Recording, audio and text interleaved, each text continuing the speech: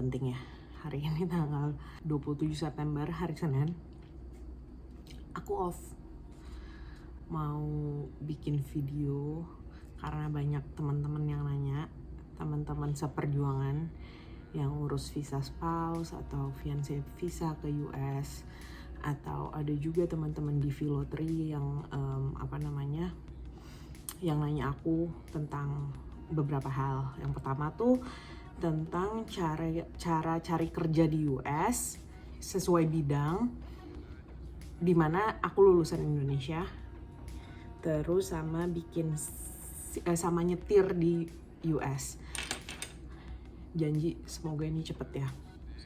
Buat pertama nih, buat kerja tuh aku basicnya adalah lulusan Indonesia, Undip 2010, jurusan arsitektur. Di situ dari dulu tuh udah tahu gitu kalau kerja di Amerika itu bakalan arsitek lulusan luar negeri tuh agak susah di sini. Karena per state aja mereka aturannya beda-beda. Apalagi di Indonesia standarnya pasti jauh banget bedanya. Bedanya tuh adalah beda dari struktur bangunan, terus pondasi, terus kalau misalnya rumah di Indonesia tuh buat dinding tuh bata sama acian sama plester. Kalau di sini nggak bisa gitu doang, karena di sini tuh dingin, jadi harus ada insulasinya dan bla bla bla. Aku nggak ngerti karena aku nggak kerja arsitek di sini, tapi masih bawa arsitek. Jadi pertama nyampe sini aku tuh begitu dapat green card sama dapat social security number, itu aku langsung apply semua kerjaan. Sebelum itu aku udah bikin account dulu nih, siap-siap bikin account. Begitu green card sama social dateng, aku langsung apply kerjaannya. Di situ aku dapet yang pertama kali manggil aku interview. Banyak sih, karena di sini tuh lapangan pekerjaan tuh banyak banget, bener-bener semua now hiring di mana-mana. Nah, akhirnya yang ketemu sama gajinya cocok tuh pertama kali di Martins namanya. Jadi dia tuh kayak Giant kalau di Indonesia, atau kayak Lotte Mart. Nah, dia tuh punya deli sama bakery. Nah, aku di bagian delinya motong daging, motong keju, bla bla bla.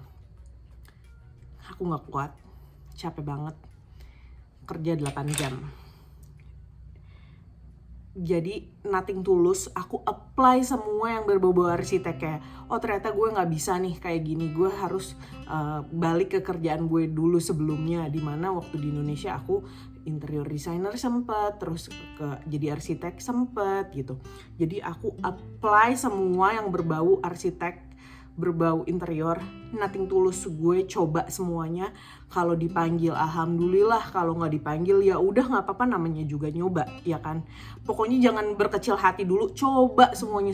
Kamu mau jadi apa, mau di sini mau jadi accounting bener gak sih, atau mau jadi lawyer, atau mau jadi apa yang basicnya kamu di Indonesia, apply aja.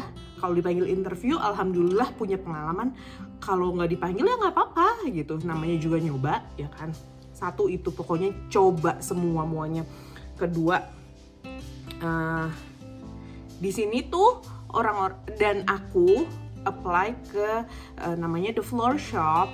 Jadi dia tuh kita design and build buat flooring, buat karpet, vinyl plank, bla bla bla bla bla bla gitu deh. Pokoknya semua bahan lantai. Sama keramik juga buat di kamar mandi. Nah, kalau mereka alhamdulillahnya ngerti, terus ya udah nggak apa-apa dari Indonesia sambil belajar, karena di sini butuh banget pekerja, karena susah banget nyari yang mau kerja hari gini di US. Terus aku juga beruntungnya aku tinggal di kota yang agak kecil, nggak sebesar New York, nggak sebesar Washington DC, nggak sebesar LA, nggak sebesar, pokoknya agak kecil di sini. Kecil maksudnya nggak semuanya hutan gitu. Di sini masih ada mall, masih ada strip mall, masih ada ya kayak apa ya, kalau di Indonesia mungkin perbandingannya Jakarta, di sini tuh Solonya gitu. Terus habis itu kerja di sini semua tuh dihargain. Kayak aku di supermarket, sekarang aku ke interior designer, gajinya sebenarnya nggak jauh beda kalau dihitung hoursnya. Tapi di sini kan yang semenjak di floor shop itu ada commission. Jadi commission kalau kamu project lagi banyak bisa berkali-kali lipat dari gaji. Itu beruntungnya. Terus di sini kantor nggak capek sama sekali. Mereka menghargai waktu kamu. Waktunya jam 5 disuruh pulang. Waktunya masuk ya masuk. Aku nggak tahu kalau kalian ngomongnya di New York, aku nggak tahu kalau kalian ngomongin Washington DC. Terus udah nih ya masalah kerja. Kalau mau nanya boleh. Suka banyak pertanyaan. Apa namanya, transkrip nilai pas dari Indonesia di iniin nggak, di translate nggak?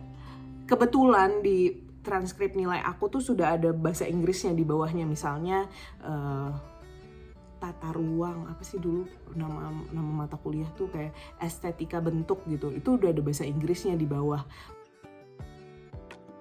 Terus sekarang kedua masalah bikin SIM, gimana nyetir.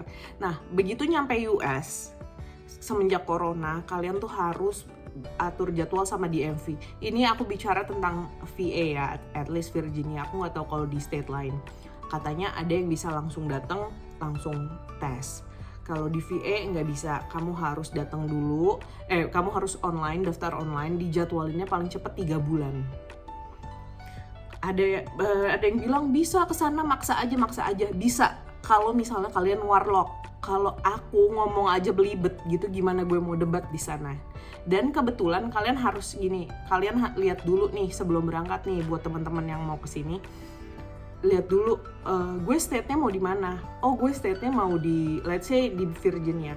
Di Virginia peraturannya kalian nggak usah bawa international SIM.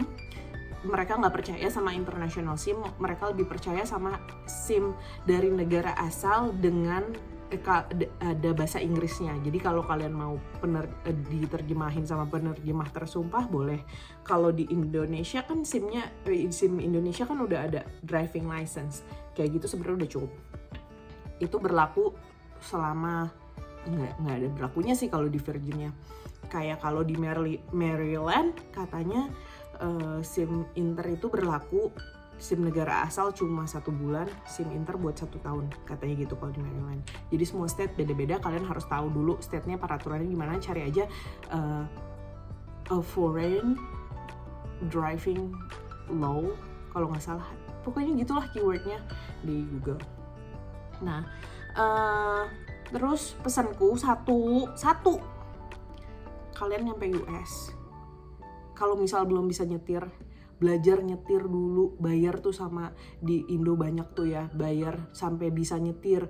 Sekali pertemuan 100.000, satu paket 1 juta, bayar sampai bisa, sampai pede, sampai tahu gimana cara parkir, sampai tahu gimana nyalip, sampai tahu gimana cara enaknya jaga jarak sama mobil depan, gimana ngegas, ngerem yang nggak mendadak, yang ancang-ancang lah. Semuanya kan kalau udah kebiasa tuh kalian lebih nyaman kan gitu.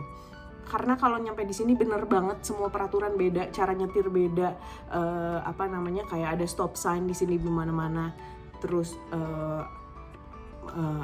banyak lah peraturan speed limit yang kayak di Indo itu kita mungkin nggak pernah ngeliat tuh peraturan. Di sini banyak kayak gitu. Tapi yang penting kan tahu parkir, kayak gitu kan basic. Jadi begitu kamu dapat kerja nyampe sini, belum punya SIM, kamu udah bisa nyetir tuh kemana, bete atau nungguin laki lo kemana, atau belum dapet ini, belum dapet itu, lo udah bisa nyetir jalan-jalan kemana. Karena percayalah, ngebosenin banget kan di rumah doang tuh. Terus sampai sini langsung tuh ke DMV atau DMA, semua state beda-beda. Pokoknya kantor Samsat kalian tuh lihat di kotanya, minta buku. Aduh, udah aku buang bukunya kayaknya. Oh enggak, ternyata ada di sini. Sorry. Jadi ini ada buku ini.